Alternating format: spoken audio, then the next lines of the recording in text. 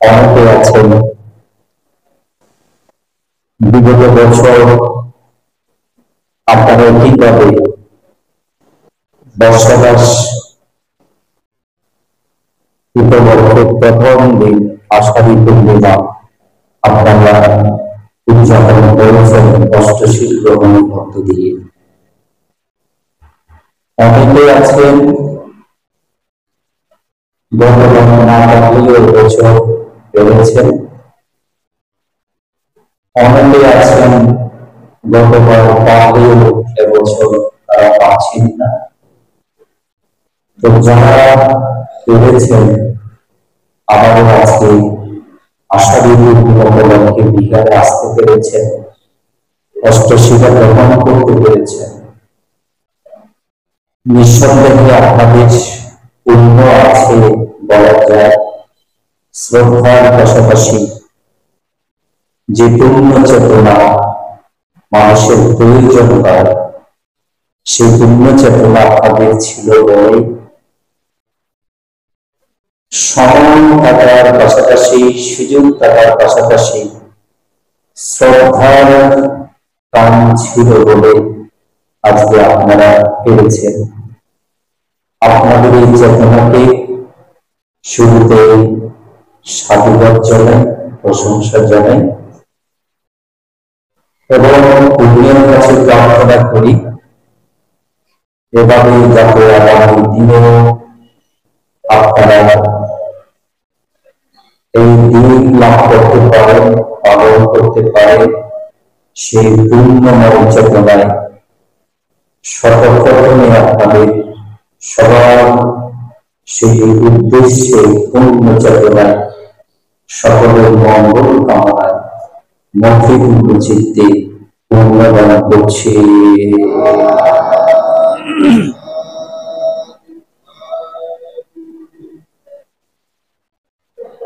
আমরা প্রতি বছর বর্ষবাসকে কেন্দ্র করে এরকম ধর্ম আলোচনা হয়ে থাকে। এখানে অনেক উপাসক উপাসিকা আছেন যারা অষ্টশীলা গ্রহণের পরে উপাসক দিবসে বিকাল বেলা পুনরায় অষ্টশীলা নিবার আগে সন্ধ্যার আগে ঘণ্টা খানেকের জন্য ধর্মদেশনা শ্রবণ করতে তারা আগ্রহ প্রকাশ করেন। তারা সংখ্যায় যাই হোক না কেন, একজন যদি এই সৎধর্ম শ্রবণ করতে ইচ্ছুক হয়, শ্রদ্ধা উৎপন্ন হয়, চেতনা উৎপন্ন হয়, সে একজনের জন্য হলেও, একজনের কল্যাণে হলেও ধর্ম রচনা করা আবশ্যক বলে মনে করি। দুর্গোৎসব নিজেও প্রথমে হাজারো হাজারো মানুষ তিনি লাভ করেননি, শত শত মানুষের সামনে তিনি ধর্ম দেশনা দান করেননি, সে কথা আপনারাও জানেন। উল্টো আমরা দেখি ত্রিপিটক শাস্ত্রে বুদ্ধদেব প্রতিদিন নিরোধ সমাবর্তী ধ্যানে বসেন। সেই ধ্যান বসার একটি কারণ থাকে। সেদিন ধ্যান বসে দিব্য দৃষ্টিতে তিনি দেখবার চেষ্টা করবেন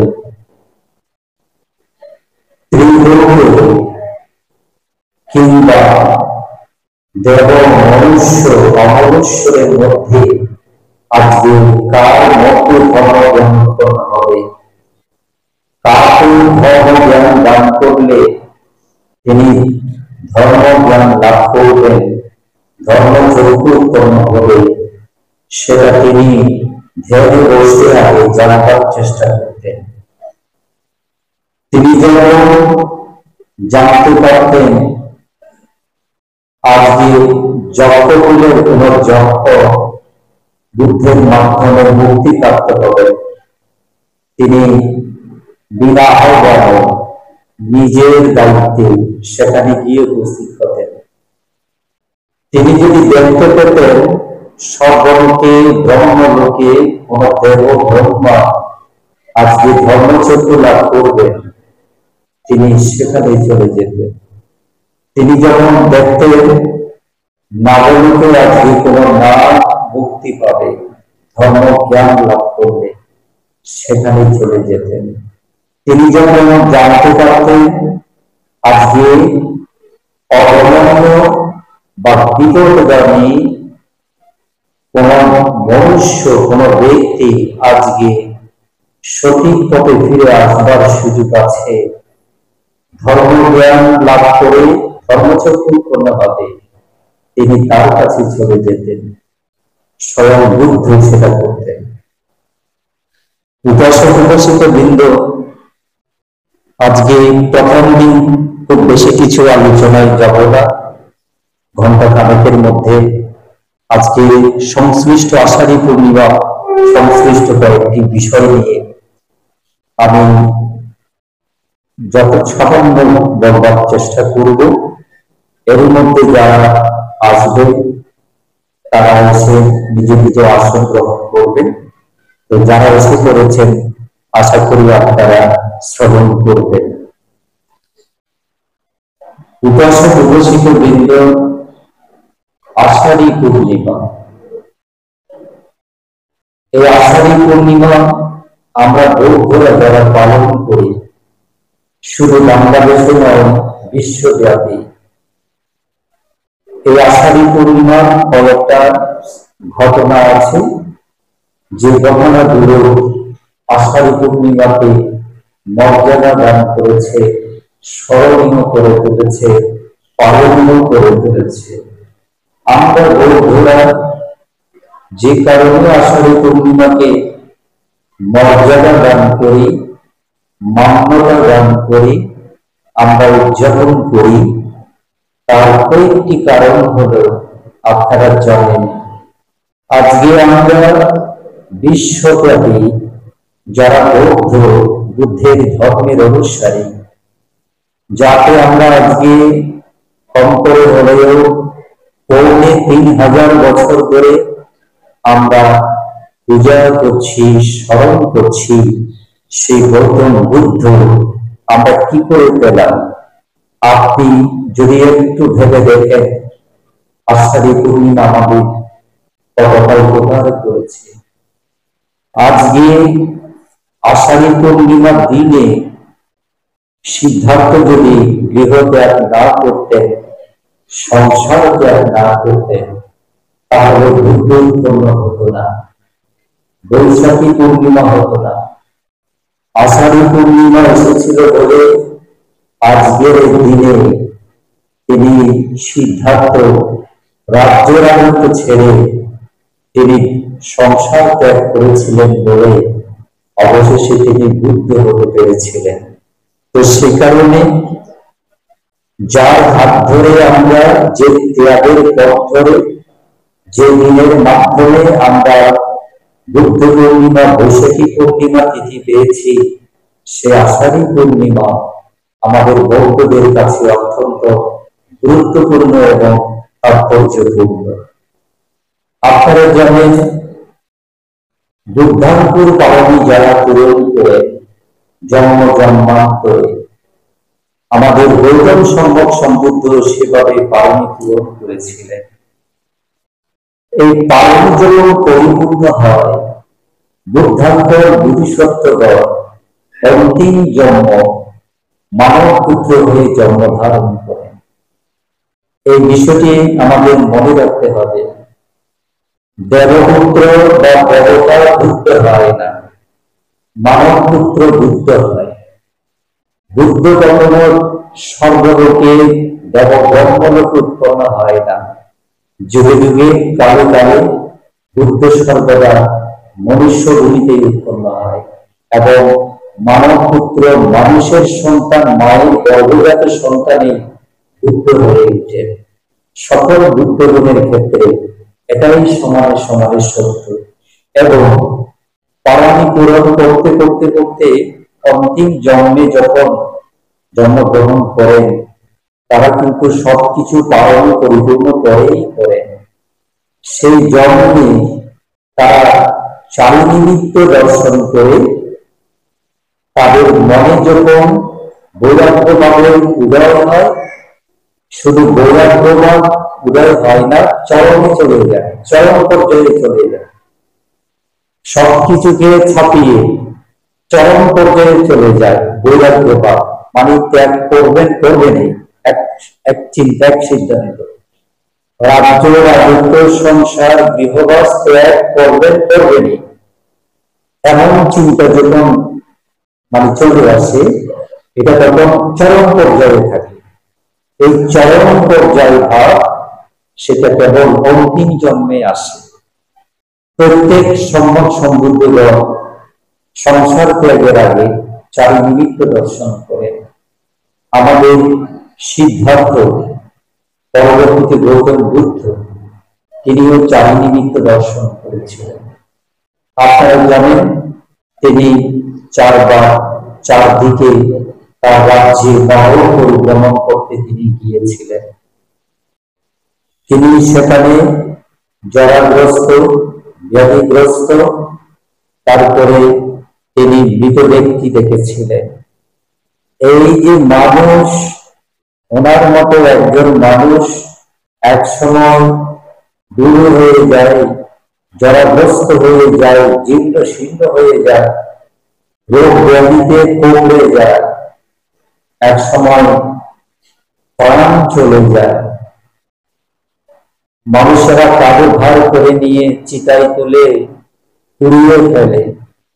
এই বিষয়গুলো নগর ভ্রমণে যাওয়ার পরে, এই দৃশ্যগুলি যখন দেখে, এই নিমিত্তগুলো দেখার পরে, এই বুদ্ধাঙ্কর বোধিসত্ত্ব যারা থাকে তাদের মধ্যে পুরোপুরি বৈরাগ্যভাবের উদয় হয়ে যায়। তখন তারা এখান থেকে বেরিয়ে যাওয়ার পথ খুঁজতে থাকে, কোন পথে গেলে এই জরা ব্যাধি মৃত্যু থেকে রেহাই পাওয়া যায়, সেই চিন্তা দিন রাত তাদেরকে তাড়া করে বেড়ায়। সিদ্ধার্থকেও সে চিন্তায় ধরেছিল।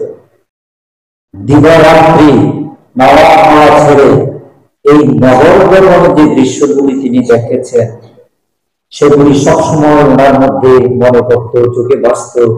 এই স্মৃতিগুলো, এই নিমিত্তগুলো, এই দৃশ্যগুলো তাকে প্রতিনিয়ত পেছন থেকে তাড়া করত। তখন তিনি চতুর্থবার যখন নগর ভ্রমণে গিয়ে শেষবার সন্ন্যাসী দেখলেন, তখন তিনি একটু আশ্বস্ত হলেন। ওনার সাথে কথা বলে তিনি যখন একটু জানতে পারলেন এই সন্ন্যাসীর কাছ কি, কেউ বলেছেন ঈশ্বরের খোঁজে তিনি বেরিয়েছেন, ঈশ্বর কোথায় থাকেন, ঈশ্বর কেন, এইসবের কোন সদুত্তর তিনি কারো কাছ থেকে পান নাই। তবে তিনি এই সন্ন্যাসীর ভেষ থেকে তিনি একটা শিক্ষা গ্রহণ করেছিলেন। তিনি বুঝে গিয়েছিলেন সত্যের সন্ধান করতে হলে প্রথমত সেই পথে যেতে হবে।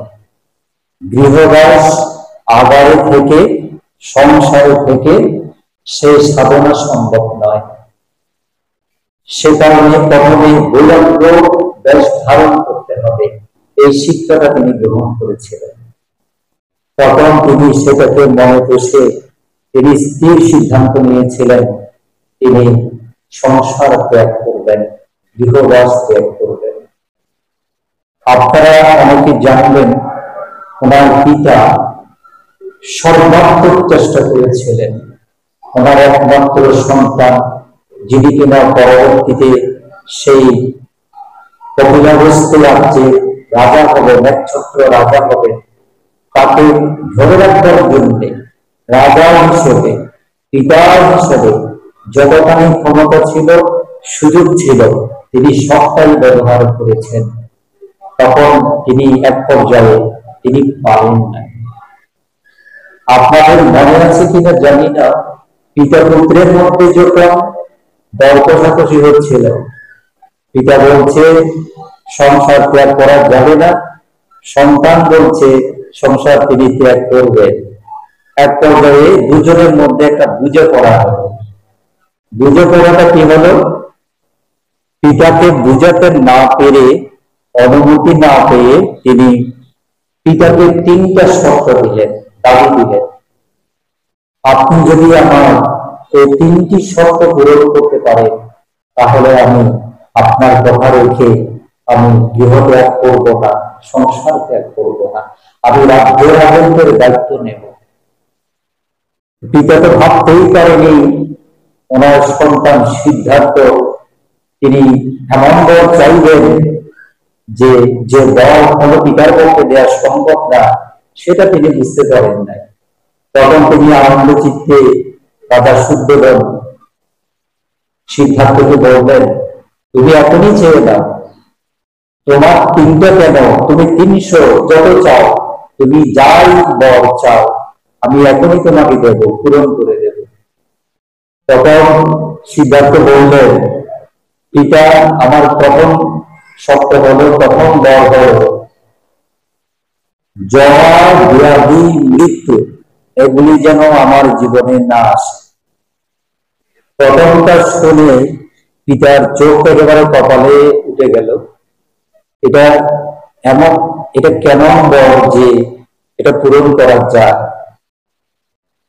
তারপরে দ্বিতীয় বর তিনি চাইলেন যে পিতা আমার স্ত্রী যে যশোদয়া এখন যেমন আছে রাজকন্যা, সে যেন কখনো মলিন না হয়, বৃদ্ধ না হয়, সে যেন চির যৌবনা থাকে।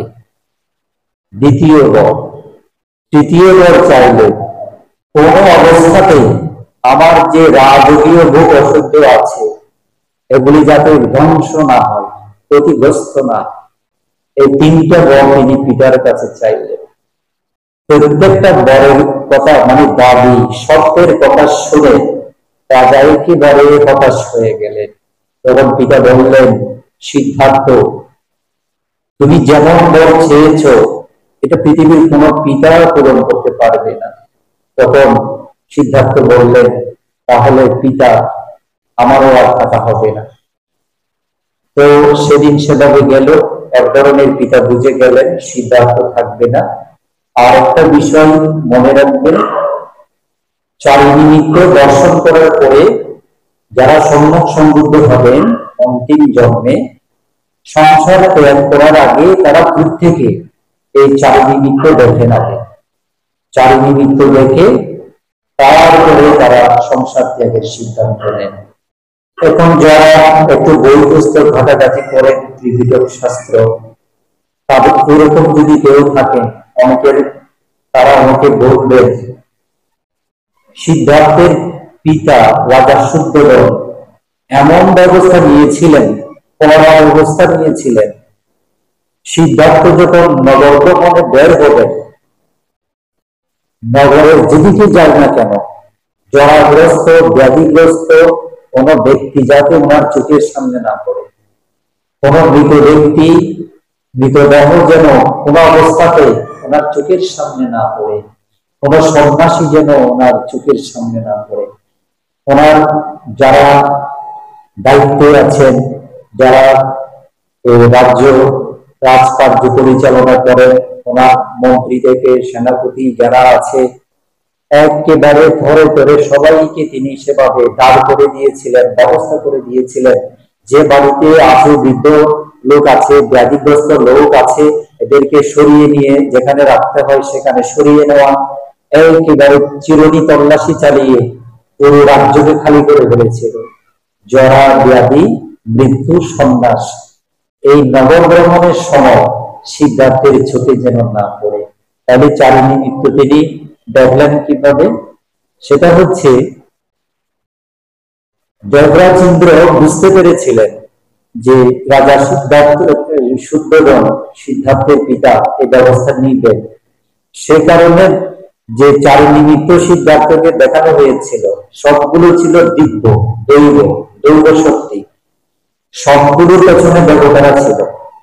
দেবরাজ ইন্দ্রের নেতৃত্বে এই চারিনিমিত্ত দেখানোর ক্ষেত্রে মানুষ সাজানো আর কি, এক কথায় কৃত্রিম কৃত্রিম এই চারি নিমিত্ত তৈরি করে সিদ্ধার্থের চোখের সামনে পড়ে যাওয়া জরাগ্রস্ত ব্যক্তি সাজা, তিনিও ছিল দেবতা। তারপরে ব্যাধিগ্রস্ত, তারপরে যে মৃত দেহ ভার করে কিছু মানুষ কাঁধে নিয়ে যাচ্ছে, এই সবাই ছিল দেবতা। এই দৃশ্যগুলো না দেখালে তিনি যে সংসার ত্যাগের জন্য চূড়ান্ত সিদ্ধান্ত নেবেন না, এটা দেবতারা জানতেন, বা নিতে কষ্ট হবে, দেরি হবে, এটা তারা জানতেন। এদিকে আবার এমন ব্যবস্থা নিলেন রাজা সুদ্ধোধন, যাতে দৃশ্যগুলো কোনো অবস্থাতে চোখের সামনে না পড়ে। এই দুইয়ের মাঝখানে যেহেতু দেবতারা অপেক্ষায় ছিলেন, তখন সিদ্ধার্থ সংসার ত্যাগ করবেন, সম্বুদ্ধি প্রাপ্ত হবেন, জগৎকে উদ্ধার করবেন, জগতের কল্যাণে সদ্ভাব প্রচার করবেন। এই দিকটার জন্য দেবতা ব্রহ্মারা অপেক্ষা করছিলেন। তো এই ব্যবস্থাগুলোর ভেতরে চারি নিমিত্ত দেখানোর ব্যবস্থাটা দেবতারাই করেছিলেন। যে দৃশ্যগুলো দেখানো হয়েছিল এগুলো ছিল দৈব শক্তির দেব লীলা, দেবরাজ ইন্দ্রই করেছিল। তো এই দৃশ্যগুলো দেখে তিনি আষাঢ়ী পূর্ণিমার দিনে, মানে আজকে, তিনি রাতে এই সংসার ত্যাগ করেছিলেন। তো সংসার ত্যাগ করে কিভাবে গেলেন, নর্মদা নদী পার হলেন, ওনার রাজকীয় বেশভূষা ত্যাগ করলেন, সারথী চন্দ্রকে বিদায় দিলেন, এগুলি সব একের পর এক পর্যায়ক্রমে বলতে গেলে ঘন্টার পর ঘন্টা লেগে যাবে। এগুলি আপনারা অনেকবার শুনেছেন, আমি আর সেদিকে যাচ্ছি না। কিছু কিছু বিষয়ে বাদ দিয়ে মূলত আজকের যে সব থেকে বড় ঘটনা যেটি ঘটে গিয়েছিল সেদিকে ঢুকবার চেষ্টা করব, অল্প বিস্তার আলোচনা করে যথাসময়ে সমাপ্ত করব। আষাঢ়ী পূর্ণিমার দিনে সংসার ত্যাগ করার পরে তিনি প্রথম হনুমান নদীর তীর পার হয়ে তিনি রাজ বেশভূষার অলঙ্কার সবগুলো ত্যাগ করে সারথী চন্দ্রকে বিদায় দেওয়ার পরে তিনি প্রথম কোথায় উঠেছিলেন? পদ্মা, সাক্ষ্য এবং পদ্মা নামক দুজন ব্রাহ্মণী ছিলেন। সে সময়ে আশ্রম কেন্দ্রিক ধ্যান সাধনা হতো, মুনি ঋষি ছিল বনে, গভীর বনে, জঙ্গলে, অনেক দূরে দূরে। তখন সংসার ত্যাগ করে তারা ওই ঋষি জীবন যাপন করত। পুরুষেরা যেমন করত, নারীরাও তেমন করত।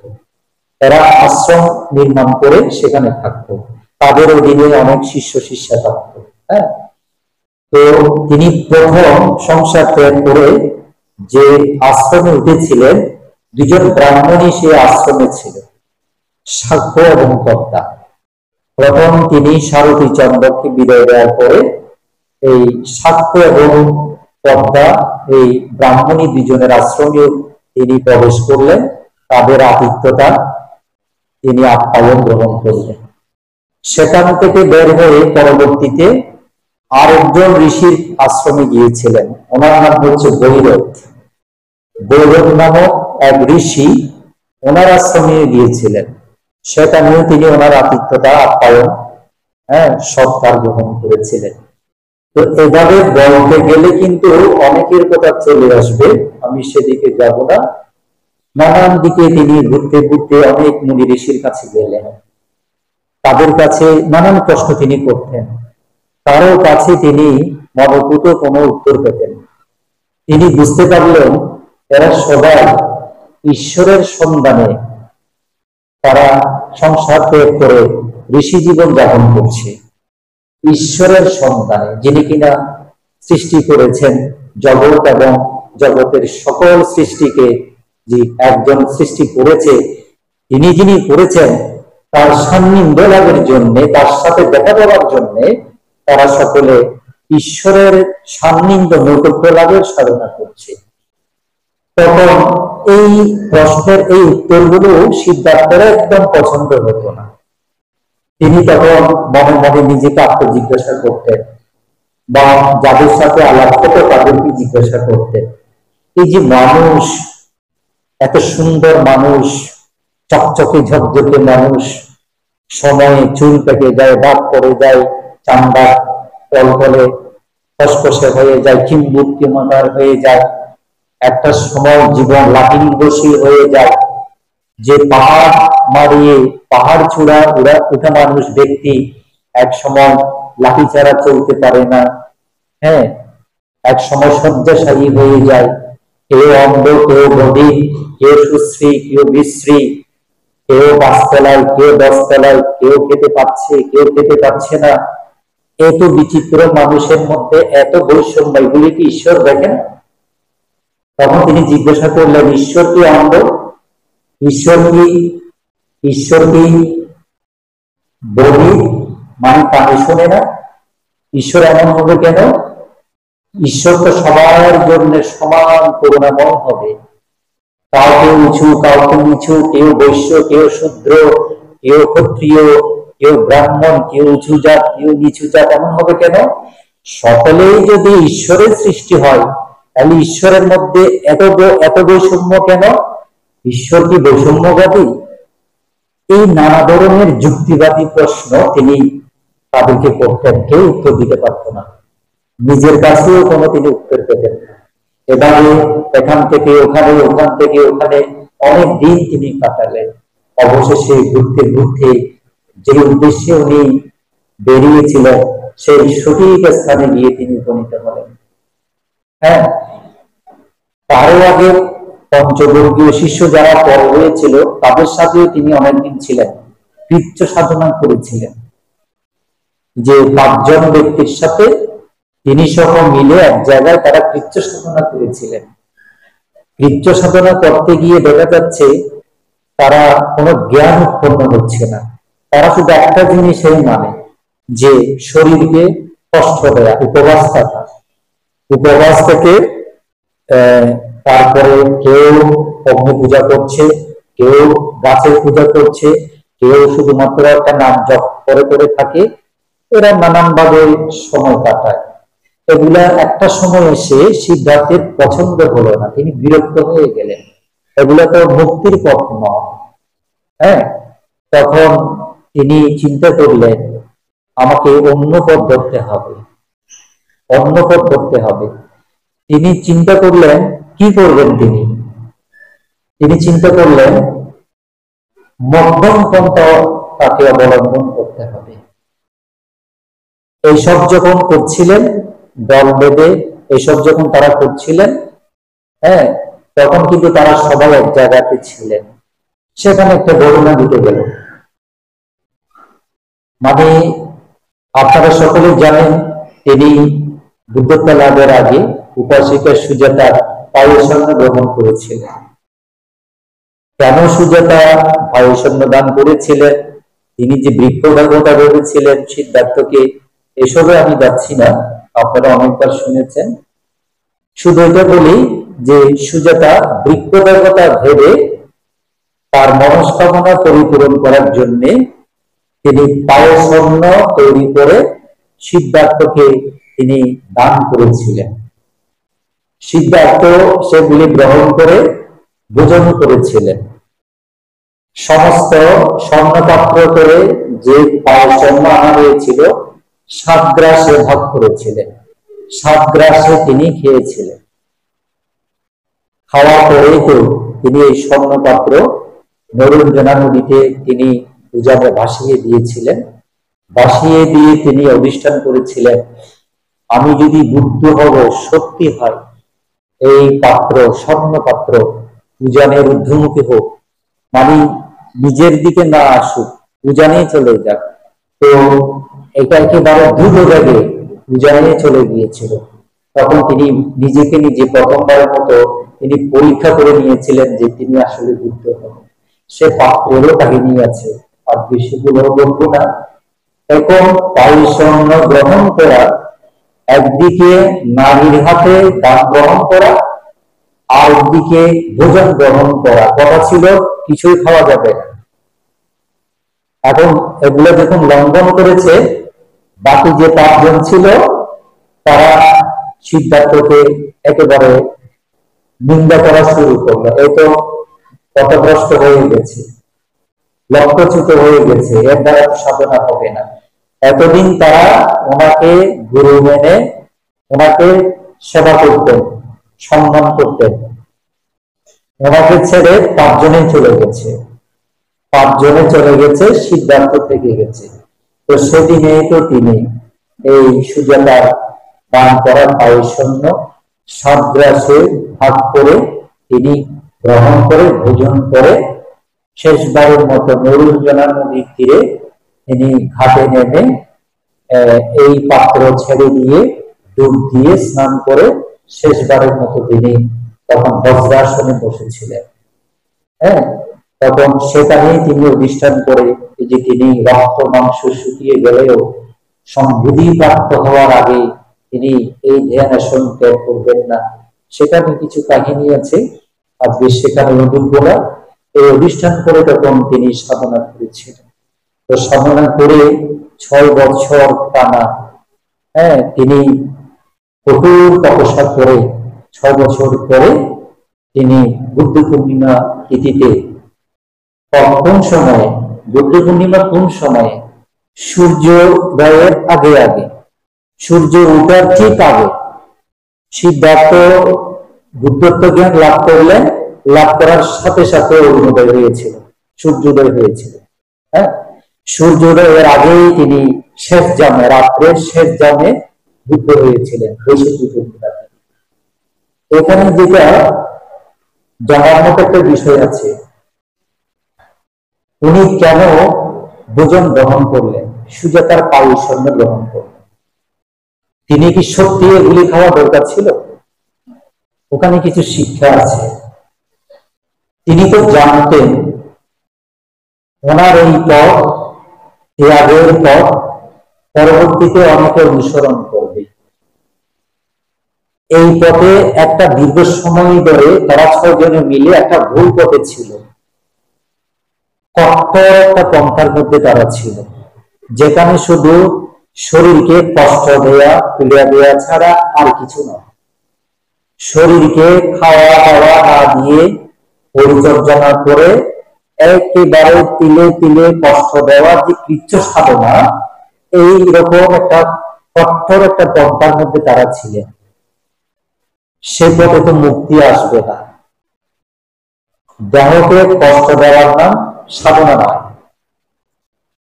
তখন তিনি বুঝলেন এই পথ যে মুক্তির পথ নয়, এটা জগৎবাসীকে বুঝাতে হবে। সেই চিন্তা ভাবনা থেকে তিনি মধ্যম পন্থা অবলম্বন করবেন। সেক্ষেত্রে গিয়ে তার সাথে কি হলো, দেবরাজ ইন্দ্র চিন্তা করছেন সিদ্ধার্থ যে কৃচ্ছ সাধনা করছে, এই পথে তো তার সাধনা সিদ্ধি লাভ হবে না, সিদ্ধার্থের ভুল ভাঙাতে হবে। ভুল ভাঙানোর জন্য তখন স্বর্গীয় বীণা যন্ত্র হাতে নিয়ে দেবরাজ ইন্দ্র সিদ্ধার্থ যেখানে সাধনা করছিলেন সেখানে তিনি উপস্থিত হলেন। মনে রাখবেন, বুদ্ধাঙ্কুর যারা সংসার ত্যাগ করেন, বুদ্ধত্বের পথে যারা থাকেন, শুরু থেকে শেষ পর্যন্ত দেবতারা তাদের ছায়া সঙ্গী হয়ে থাকে। কারণ দেবতাদের প্রত্যাশা থাকে জগতে বুদ্ধি উৎপন্ন হোক, মানুষ ধর্মজ্ঞান লাভ করুক। মানুষ যত ধর্মজ্ঞান লাভ করবে, মানুষ মৃত্যুর পরবর্তী তত বেশি তারা সর্বজগৎ সর্বলোক ভারী করবে, পূর্ণ করবে।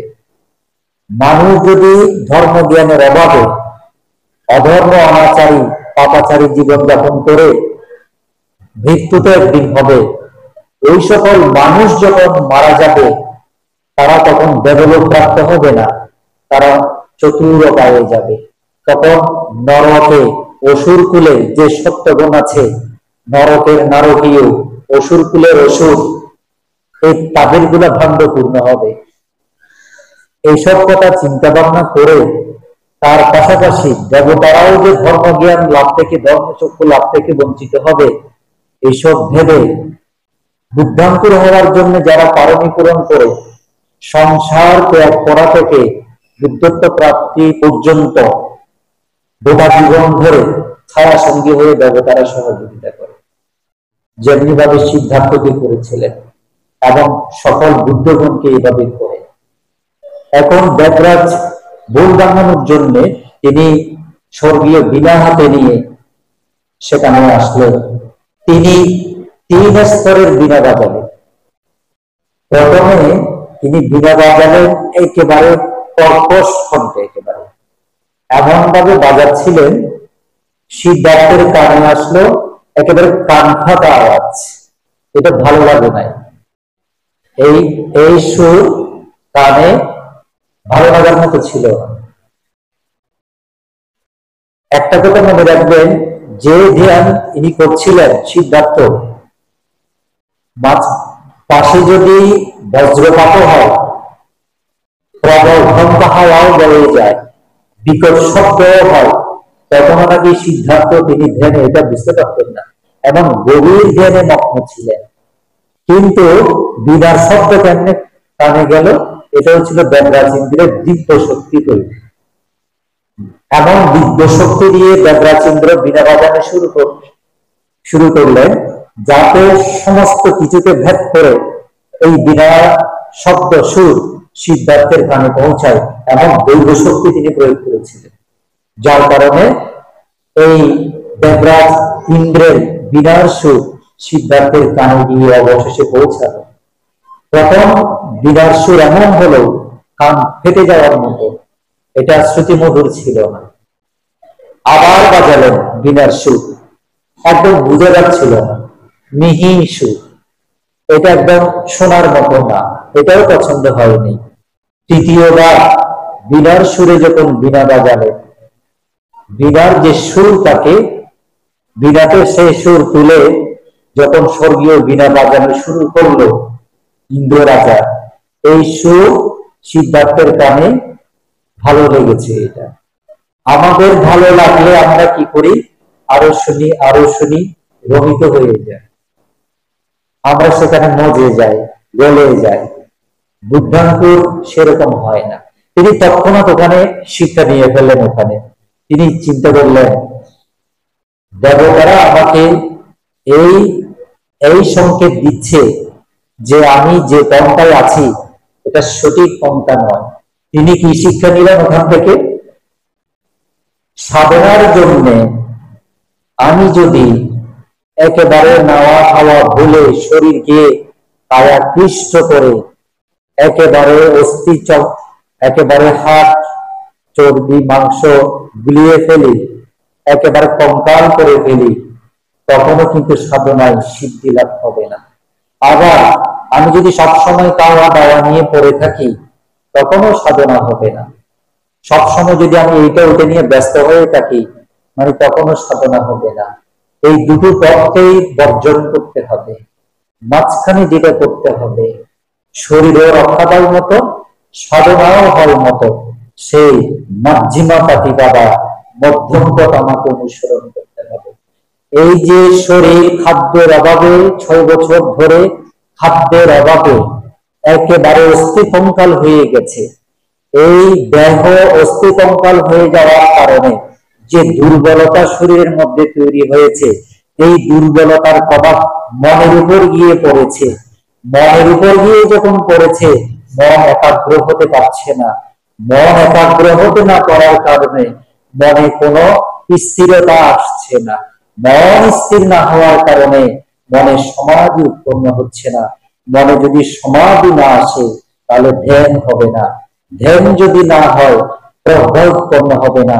প্রজ্ঞা উৎপন্ন না হলে কখনো আসক্ত ক্ষয় করা বা কৃষ্ণ মুক্ত হওয়া যাবে না। এই সিদ্ধান্ত যখন তিনি বুঝে ফেলেন, তখন তিনি সিদ্ধান্ত নিলেন শরীর রক্ষা করার জন্য সাধনার সাথে তিনি এক বেলা আহার গ্রহণ করবেন। এই অঘোর বনে তিনি যখন এমন চিন্তা করলেন, জনমানবহীন গহীন অরণ্যে কে ওনাকে ওখানে খাবার দেবে একবেলা? ওই যে পারমি পূরণ করা, ওদিকে পারমি পূরণ করে আছে সুজাতা, যে অন্তিম জন্মে গৌতম বুদ্ধকে তিনি শেষ অন্ন তিনি দান করবেন, তার অন্নকেই তিনি বুদ্ধত্ব লাভ করবেন। এটা তো জন্ম জন্মান্তরে ঠিক করা ছিল, পারমি পূরণ করা ছিল। এমন চিন্তা করার সাথে সাথে এই সিদ্ধান্তের জন্য যে বৃক্ষ দেবতা দেবে সুজাতা, দেবী সুজাতা সৃষ্টিকর্ণা যে পাওয়াশূন্য দান করেছিলেন, সেই পাওয়াশূন্য তিনি গ্রহণ করেছিলেন। এখন যেটা মনে রাখার মতো, যে পাওয়াশূন্য তিনি দিয়েছিলেন 7 গ্রাসে ভাগ করে তিনি খেয়েছিলেন। 7 গ্রাস ভাগ করে খেয়ে কতদিন তিনি থেকেছিলেন, কতদিন আর ক্ষুধা আসেনি পেটে। তিনি তো সেদিন এগুলা খেয়ে বৈশাখী পূর্ণিমা রাতে, সেদিন রাতেই তো সূর্যোদয়ের আগে আগে বুদ্ধ হয়ে গিয়েছিলেন। এরপরেও বুদ্ধের কতদিন আর ক্ষুধা লাগেনি, খাবার গ্রহণ করতে হয়নি সুজাতার পাওয়াশূন্য গ্রহণ করার কারণে। প্রথমং বুদ্ধিপল্লং তং দ্বিতীয়ং তৃতীয়ং চাকমনচিত্তং চতুর্থং রত্নগরং পঞ্চমং অজপদং চ মুচরিনন্দং চ সপ্তমং সপ্তমং রজতমং বন্দিতং বুদ্ধিপল্লবং।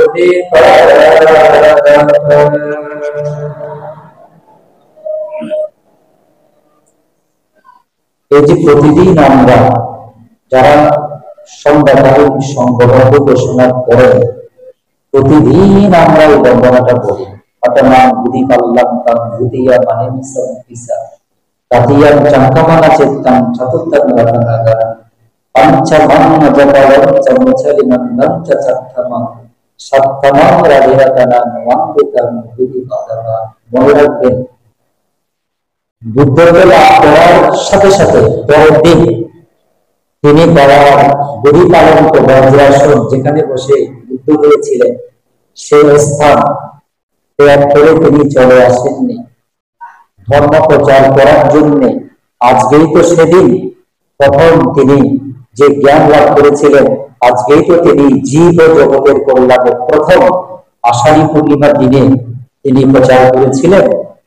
সেটা কিন্তু বুদ্ধ পূর্ণিমার, বৈশাখী পূর্ণিমার পরের দিন নয়, আরো 49 দিন পরে।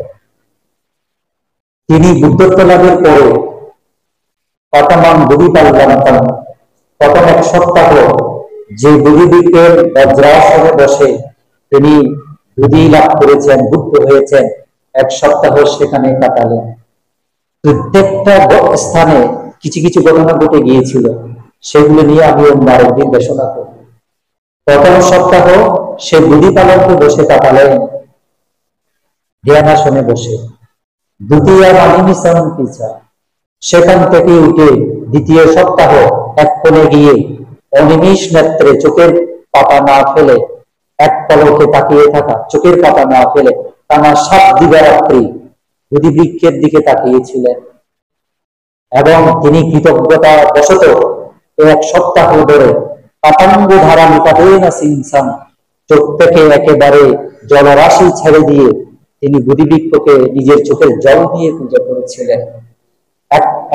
এক পলকে চোখের পাতা না ফেলে বুদ্ধিবৃক্ষের দিকে তাকিয়েছিলেন পুরো 7 দিন দিবারাত্রি, অনিমিষ নেত্র বলে এটাকে। তো আমরা কেন বুদ্ধিবৃক্ষ মূলে জল ঢালি? একটা কারণের মধ্যে সেটাও একটা কারণ।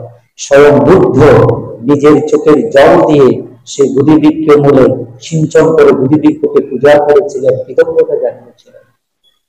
দ্বিতীয় সপ্তাহ বুদ্ধিবৃক্ষকে চোখের জল দিয়ে অনিমিষ নেত্রে তাকিয়ে কাটিয়েছিলেন। পাতামং বুদ্ধিপল্লবং তং দ্বিতীয়া মানিমিসং পিসা তৃতীয়ং চঙ্কমনা চিত্তং, দেবতারা যে চক্রমণ চৈত্য নির্মাণ করে দিয়েছিলেন, এই চক্রমণ চৈত্যে চক্রমণ করে করে তিনি 1 সপ্তাহ কাটিয়েছিলেন। তৃতীয় সপ্তাহ চতুর্থং রত্নগরং, এটাও দেবতারা নির্মাণ করেছিলেন। চতুর্থ সপ্তাহ তিনি এই রত্নচৈত্যে বসে কাটিয়েছিলেন। সেখানে 1 সপ্তাহ 1 জায়গায় যে ঘটনাগুলো ওখানে ঘটে গিয়েছিল, এগুলো মানে একটা ঘটনা অনেক লম্বা সময় ধরে বলতে হবে, আমি ঘটনাগুলো বলছি না, শুধু কোথায় কি হয়েছিল। চতুর্থং রত্নগরং পঞ্চমং অজপদং চ, পঞ্চম সপ্তাহ অজপাল বৃক্ষমূলে বসে তিনি ধ্যানে বসে কাটিয়েছিলেন। চাট্টামাং মোচালিন্দম চাট্টামাং, মোচলিন্দ বৃক্ষমূলে বসে। ওই যে আমাদের যেটা বাইরে ওই যে আমরা নাথ বুদ্ধ বলছি, বুদ্ধের মাথার উপরে নাথ রাজা পানা তুলে যে আছে না, এটার একটা কাহিনী আছে। তো ওই ষষ্ঠ সপ্তাহে তিনি মোচলিন্দ বৃক্ষমূলে বসে কাটিয়েছিলেন।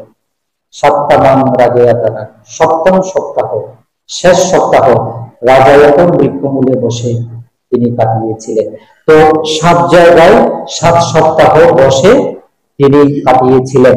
যে ধর্ম তিনি লাভ করেছেন, বুদ্ধি জ্ঞান লাভ করেছেন, সেগুলা অনুলোম প্রতিলোম ভাবে আবার যাচাই বাছাই বিচার বিশ্লেষণ করে নেওয়া কাজগুলো তিনি সেখানে বসে এক এক জায়গায় করেছিলেন। এই 749 দিন এই মূল যেখানে বসে বজ্রাসন, যেখানে বুদ্ধিমূলে বসে যুদ্ধ হয়েছিলেন, তার আশেপাশে 7 জায়গাতে তিনি 7 সপ্তাহ কাটিয়েছিলেন। এই 7 সপ্তাহ তিনি যে কাটিয়েছিলেন, খাবারের প্রয়োজন হয়নি। কেন প্রয়োজন হয়নি? সুজাতার উপাসিকা সুজাতার যে পায়সম্য তিনি খেয়েছিলেন, 7 ভাগে ভাগ করে 7 গ্রাস খেয়েছিলেন। প্রতি গ্রাসে এমন শক্তি ছিল, প্রতি গ্রাস খাওয়ার পরে 7 দিন ধরে আর পেটে কোনো ক্ষুধা আসবে না শরীরে। দেবতারা সুজাতা যখন পায়সম্য প্রস্তুত করছিলেন, দেবরাজ ইন্দ্র সেটা করে নিয়েছিলেন, সেটা জেনেছিলেন। তো বুদ্ধত্ব লাভের পরে 7 সপ্তাহ ওইভাবে কাটাবেন। তখন যদি ক্ষুধা লাগে, তিনি তো কোনো ভোজন গ্রহণ করবেন না। তো যাতে সেটা না হয়, তখন রান্না করার সময় দেবরাজ ইন্দ্র সেখানে দিব্য সুধা মিশ্রিত করেছিল। সুজাতা পায়সম্য রান্না করার সময় দৈব দিব্য সুধা মিশিয়ে দিয়েছিল। এমন দিব্য সুধা দিয়েছিল যে এই যে মানবী সুজাতা, সে পায়সম্য রান্না করার সময় দিব্য সুধা দিব্য শক্তি সেখানে মিশ্রিত করে দেওয়ার ফলে এই সুজাতার পায়সম্য একটা দিব্য আহারের রূপ নিয়েছিল। এই দিব্য আহারের রূপ নেওয়ার কারণে প্রতি গ্রাসে 7 দিন করে অনাহারে থাকার, না খেয়ে থাকার মতো শক্তি ছিল। সে কারণে 749 দিন যে তিনি সেই গয়ার বুদ্ধি বৃক্ষমূলের বজ্রাসনকে কেন্দ্র করে কাটিয়েছিলেন, 49 দিন ধরে বুদ্ধের আর কোনো ক্ষুধা অনুভব হয়নি। তো এখন আজকে দেশনার যে বিষয়গুলো মূলত থাকার কথা ছিল, 6টা বাজে 10 মিনিট মতো সময় নেব। সেটা হচ্ছে মূল যেটা আজকে বলার আছে, এখানে অনেকগুলো বাদ দিতে হবে। এই সপ্তম সপ্তাহের শেষ যে সপ্তাহ, এটা বলার জন্য সবগুলোকে মিশিয়ে বললাম। সেটা হচ্ছে রাজয়াতন বৃক্ষমূলে যখন